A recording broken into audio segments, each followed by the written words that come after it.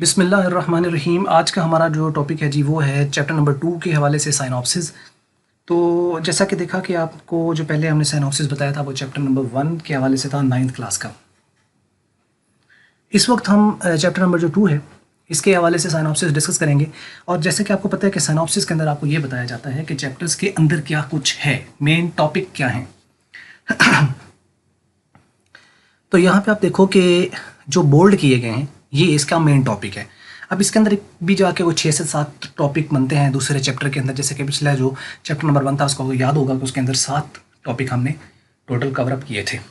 तो इसके अंदर भी हम देखते हैं कि कौन कौन से हैं। तो पहला जो टॉपिक है जी वो है इंट्रोडक्शन टू द कंप्यूटर। अब इसमें इंट्रोडक्शन टू द कंप्यूटर में हम लोगों ने बेसिक क्या कुछ करना है, यानी इंट्रोडक्शन के खैर बहुत बड़ा होता है।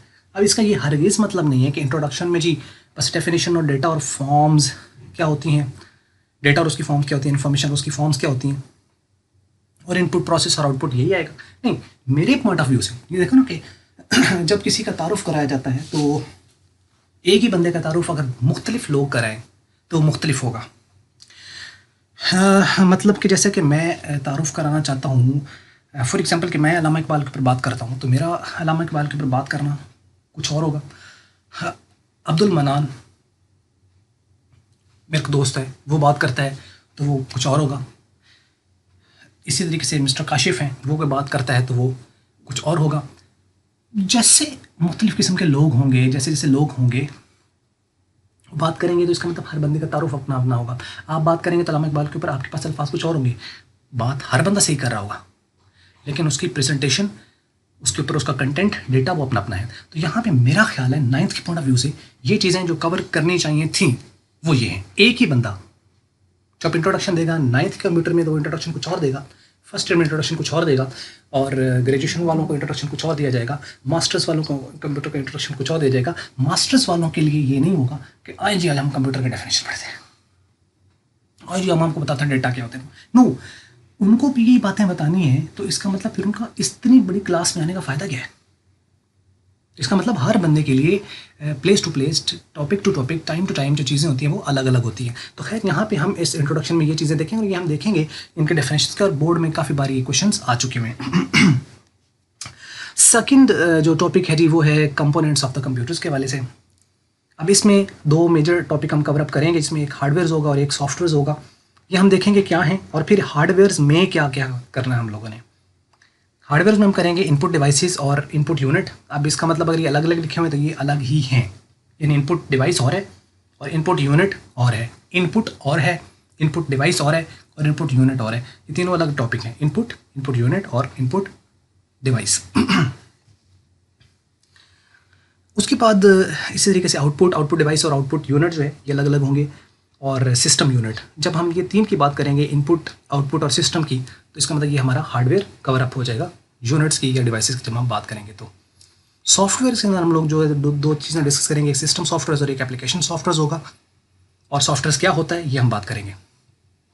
उसके बाद ये हमारा कंपोनेंट्स ऑफ कंप्यूटर जो है वो यहाँ पे खत्म, यानी कंप्यूटर भी पता चल गया कि कंप्यूटर क्या है, फिर ये भी पता चल गया उसके कंपोनेंट्स जो हैं वो कौन कौन से हैं, ये हमें पता चल गया यहाँ तक। उसके बाद तीसरे टॉपिक पे हम आएंगे और वो है मेन फंक्शंस ऑफ कंप्यूटर्स। पहले बताया कंप्यूटर का तारुफ, फिर बताया उसके कंपोनेंट्स किससे बना है। अब उससे हम बात करेंगे कि इसके फंक्शंस क्या हैं, मेन काम क्या करता है कंप्यूटर से, वो हम यहाँ बात करेंगे। और उसके बाद सीपीयू जो कि चौथे नंबर पर सीपीयू है उसकी हम बात करेंगे। सीपीयू भी एक हार्डवेयर कंपोनेंट है लेकिन हम इसको डिटेल में यहाँ पे पढ़ेंगे।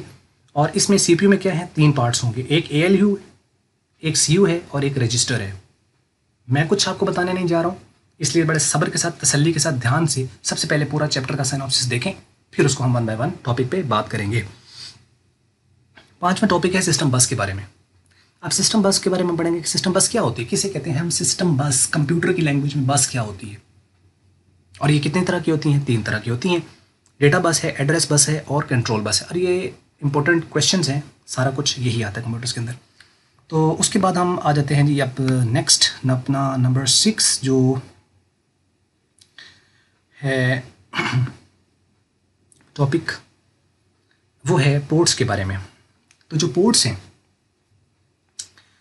ये क्या होती हैं और ये कौन कौन सी होती हैं, इसमें वैसे मैंने लिस्ट ये सारी दी हुई है, वन बाय वन हम इनको बिल्कुल ब्रीफ सा बात करेंगे। वैसे आपने ज़्यादातर सुना होगा सीरियल पोर्ट, पैरेलल पोर्ट और यूएसबी पोर्ट, जो पहली तीन है ना, ये पहली तीन जो है इनके बारे में ज़्यादा आपने सुना होना है। बाकी जितनी ये लिखी हुई हैं, RJ45 पोर्ट होगी, VGA पोर्ट होगी, DVI शायद आपने, वैसे ये यूज़ होती है, प्रैक्टिकल है। HDMI पोर्ट होती है, PS2 पोर्ट होती है पुरानी, और MIC माइक पोर्ट होती है। तो ये सारा टॉपिक यहाँ तक जो है वो ख़त्म हो जाता है। तो ये 6 टॉपिक इसके अंदर जो है वो बात हम यहाँ पे कर देंगे। तो आपको पता चला कि इसमें हमने पूरे चैप्टर्स में क्या क्या पढ़ना है। हमने इसमें इंट्रोडक्शन जो है वो कंप्यूटर्स का वो पढ़ना है, उसके बाद हमने कंप्यूटर्स के कंपोनेंट्स पढ़ने हैं दूसरे नंबर पर, तीसरे नंबर पर हमें उसमें मेन फंक्शंस पढ़ने हैं, चौथे नंबर पर CPU पढ़ना है, पाँचवें नंबर पर बसेस पढ़नी है, और छठे नंबर पर पोर्ट्स पढ़नी है। और इस तरीके से हमारा जो चैप्टर्स है ये एंड हो जाएगा। तो ये था जी चैप्टर नंबर 2, जिसका साइनॉप्सिस आपको जो हाँ बताया गया। अब उम्मीद करते हैं ये वीडियो आपको अच्छी लगी होगी। अगर अच्छी लगी है तो फिर इसको लाइक कर दें, वरना डिसलाइक का बटन भी साथ होता है, उसको आप डिसलाइक करें, और ज़रूर डिसलाइक करें। लेकिन डिसलाइक करते वक्त छोटा सा काम और करें कि नीचे कमेंट्स में मेंशन कर दें कि सर इस वजह से डिसलाइक किया है मैंने, और ये इसके अंदर इंप्रूव होना चाहिए। फॉर एग्जाम्पल कि कोई बंदा लिख सकता है कि सर ये जो आप कर रहे हैं साथ साथ, ये नहीं होनी चाहिए थी, मुझे बुरा लगा है, मैंने इस वीडियो को डिसलाइक कर दिया। तो आप डिसलाइक कर दो, नीचे लिख दो कि नहीं करना चाहिए था। लेकिन वो थोड़ा गला ख़राब है, जिसकी वजह से आई एम सॉरी कि किसी को बुरा लगा हो। एक तो ये हो गया। दूसरा जो है वो ये कि किसी को ये बुरा लगा हो कि सर ये कुछ मज़ा नहीं है, तो मज़े का भी लिखते हैं कि क्यों मज़ा नहीं आया। तो वैसे दिल कर रहा है डिसलाइक करना, तो डिसलाइक कर देते हैं, मर्जी तो आपकी अपनी है ना सर। तो हमें आपके डिसलाइक भी पसंद है और हमें आपके लाइक्स भी पसंद है, क्योंकि हमें आप पसंद है। तो वीडियो देखने का बहुत बहुत शुक्रिया।